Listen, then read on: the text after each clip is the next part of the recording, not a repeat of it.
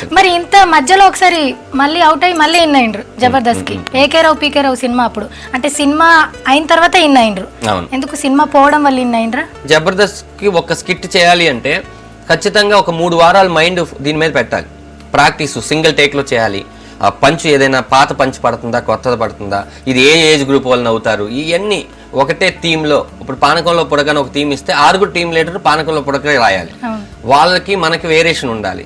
దండాది audience ఎంతమంది ఉన్నారు, వాళ్ళని ఏమని అనుకుంటారా, చీర కట్టాలా, దీనికి అవసరం లేదా, ఇవన్నీ 100 చేసుకోవాలంటే ఈ సినిమా పక్కన పెట్టేస్తుంది. సినిమా పక్కన పెట్టేసేసరికి ఒక్క సినిమాలో కనిపిపోతే చూసే జనాలు అందరూ ఏంటి భయ్యా ఏంటి సినిమా మానేసామేంటి టోటల్ జబర్దస్త్ అంటున్నారు. ఇప్పుడు జబర్దస్త్ ఉదయం సినిమా చేస్తే ఏం భయ్యా జబర్దస్త్ రావచ్చు కదా, మేము అందరూ వెయిట్ చేస్తాం అంటే ఈ ఆడియన్స్ అటు ఇటు చేయలేక షఫిల్ అవుతూ ఉంటాం. అంటే ఇది ఉంటది కదా, టీవీలో సక్సెస్ అయిన వాళ్ళు సినిమాలో సక్సెస్ అవ్వరు, సినిమాలో సక్సెస్ అయిన వాళ్ళు టీవీలో సక్సెస్ అవ్వరని. ఈ ఫార్ములా కరెక్టేనా? కాదండి, 100% కాదు. ఇప్పుడు ఫోటోలు పట్టుకుని తిరగాల్సిన పరిస్థితి జబర్దస్త్ గ్యాంగ్ లేదు. ఎందుకంటే ప్రతి గురువారం అతని పర్ఫార్మెన్స్ చూసి ఒక్కొక్క డైరెక్టర్ ఒక్కొక్క ఆర్టిస్ట్ ఫ్యాన్ అవుతాడు. ఇప్పుడు చంద్ర బిజీగా ఉన్నాడు, చంటి బిజీగా ఉన్నాడు, శకలక్ శంకర్ సూపర్ బిజీగా ఉన్నాడు. అందులో ఉన్న ఏ ఆర్టిస్ట్ ఖాళీ లేడు.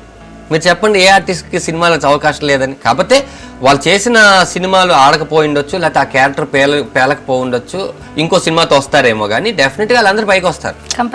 మనం చూసేటప్పుడు సినిమాలు కొన్ని చూస్తున్నాం, మనం పాయింట్ ఆఫ్ లో మాట్లాడుతుంటాం కాబట్టి 100% అందరు బిజీగా ఉన్నారు. అంటే జబర్దస్త్ చేసినప్పుడు ఒక పాయింట్ ఆఫ్ టైమ్ లో మీ బెస్ట్ ఫ్రెండ్ వేణు గారి ఇష్యూలో మీరు అందరూ రెస్పాండ్ అయ్యారు. ఆ యూనిటీ ఉంటుందా మీ అందరికి? ఉంటుందండి కంపల్సరీ. జబర్దస్త్ నుంచి బయటకు వచ్చేసిన జబర్దస్త్ అనేది ఒక షో అండి, అంతే. మేము మనుషులం, మేమందరం ఫ్రెండ్స్, మనుషులు, మాదంతా సినిమా కులం. ఇప్పుడు ఒక వ్యక్తికి ఏదో జరిగినప్పుడు మేము అవ్వకపోతే రేపొద్దున మాలో యూనిటీ ఏముంది, పక్కన వాడు ఏమనుకుంటాడు. ప్రతి వాళ్ళకి ఇప్పుడు బస్ డ్రైవర్కి ఒక కార్మికుల సంఘం ఉంది, రిక్షా డ్రైవర్కి ఉంది, ఒక ఆర్టిస్ట్ యూనిటీ ఉండాలని మా అసోసియేషన్ ఉంది. మేము ఆ రోజు కూడా ఎందుకు గొడవ పడ్డామంటే మా తల్లి లాంటి మా అసోసియేషన్లో జరగడం చాలా పెద్దది ఇష్యూ.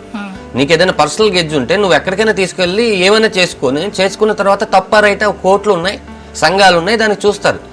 మా సొంత ఇంట్లోనే మమ్మల్ని కొడితే ఇంకా వాల్యూ ఎవరు ఇస్తారని మేము అందరం ఆ రోజు ఫైట్ చేసాం.